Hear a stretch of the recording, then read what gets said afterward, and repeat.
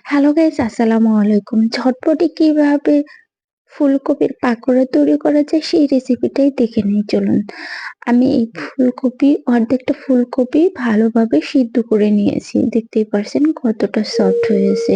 এটা হাত দিয়ে ম্যাশ করা যাবে, আর হাত দিয়ে না চাইলে আপনি ব্লেন্ডারে এভাবে ম্যাশ করে নিতে পারবেন। আমি হাত দিয়ে করে নিয়েছি। দিয়ে দিলাম ১ টেবিল চামচ হলুদ, দিয়ে দিচ্ছি ১ টেবিল চামচ শুকনা মরিচ, দিয়ে দিয়েছি ১ টেবিল চামচ জিরার গুঁড়া, আর দিয়ে দিব পেঁয়াজ কুচি একটা, দিয়ে দিব এখন কাঁচামরিচ কুচি ২-৩ টা।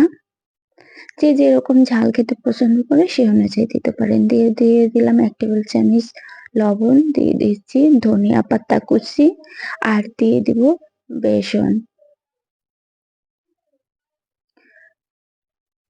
আর দিয়ে দিব একটা ডিম।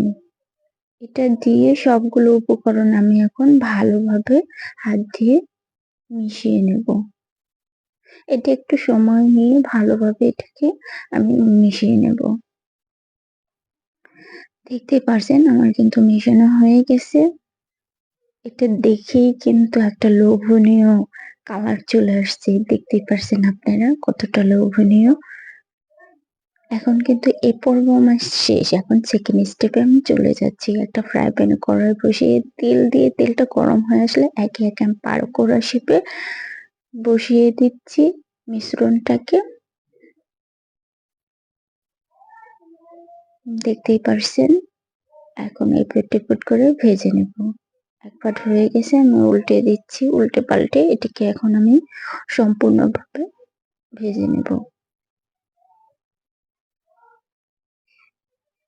এগুলো যেহেতু এক সাইড হয়ে গেছে, আমি এক সাইড করে আরো কিছু মিশ্রণ বাকি ছিল ওগুলো এখন আমি এখানে দিয়ে দিচ্ছি। খুবই সামান্য তেল দিয়ে আপনারা এটাকে ফ্রাই করে নিতে পারেন। আমার কিন্তু পাকোড়াগুলো ফ্রাই করা হয়ে গেছে। এখন আমি এগুলাকে তেল ঝরিয়ে উঠিয়ে নিচ্ছি একে, একে। ট্যাং ট্যাং হয়ে গেছে আমার পাকোড়া।